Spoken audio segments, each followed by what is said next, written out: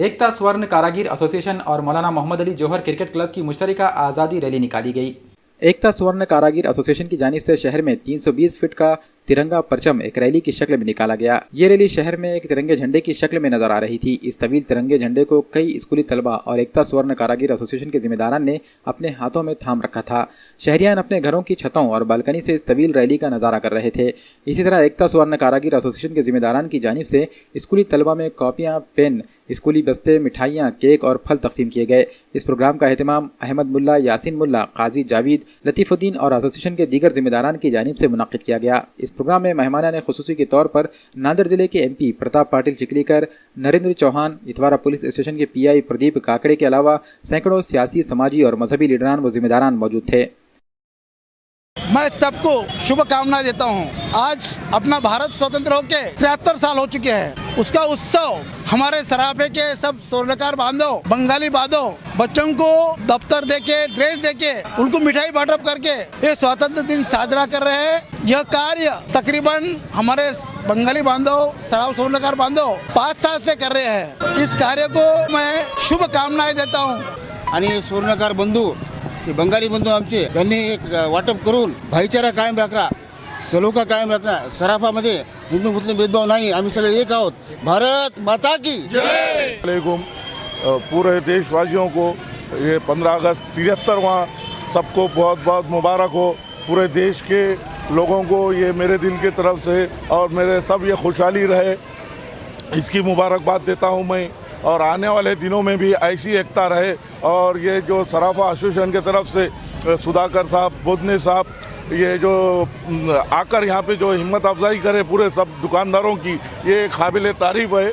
और आने वाले दिनों में इनका सहयोग हमारे लिए ज़रूरी है। और आने वाले दिनों में इनके साथ हम रहकर काम करके आगे देश को आगे ले जा सकते, गरीब को आगे ले जा सकते, अमीर को साथ दे सकते, सब कर सकते। ये जो लोग हैं बहुत जिम्मेदारी से काम करते।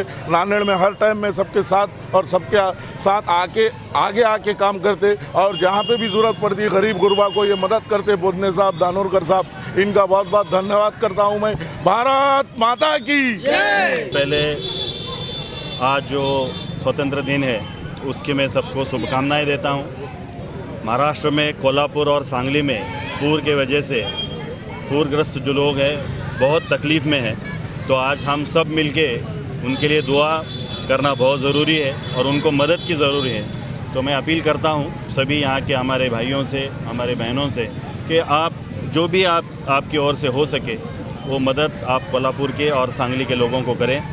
आज जो हमारे देश की स्थिति है वो बद से बदतर होते जा रही है। हमारी जो इकोनॉमी है वो दिन ब दिन निचले स्तर पे जा रही है। लोगों के रोज़गार छीन जा रहे हैं। शेतकरी जो लोग हैं, शेतकरी जो हमारे भाई हैं, उनको खेती का जो मुआवजा मिलना चाहिए वो उनको नहीं मिल रहा है।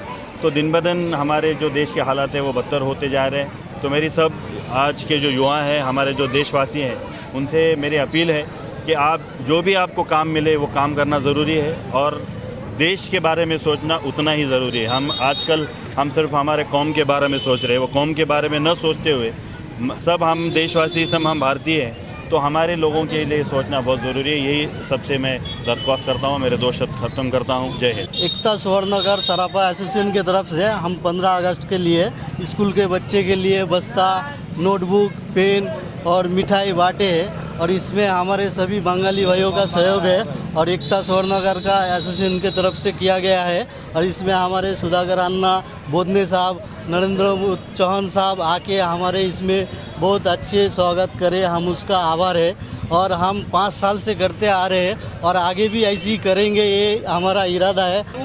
जितना बंगाली है और यहाँ का मौजूद जितना मेहमान है सबको हम पहले तो उसका स्वागत करते हैं। बाद में हम जो 5 साल से करके आ रहे इस साल और अच्छा करने का सोचे, अगले साल और अच्छा करेंगे। पर सराफे में बंगाली एसोसिएशन और जौहर क्रिकेट क्लब की तरफ से यौम आज़ादी के मौके पर यहाँ पर हर साल यहाँ प्रोग्राम रखा जाता है और इस साल भी रखा गया था। और इस साल की ख़ास बात ये थी कि यहाँ पर 320 फीट का झंडा यहाँ पर हमने लेके आए थे और ये मुझे ऐसा लगता है कि पूरे महाराष्ट्र का रिकॉर्ड होगा इंशाल्लाह।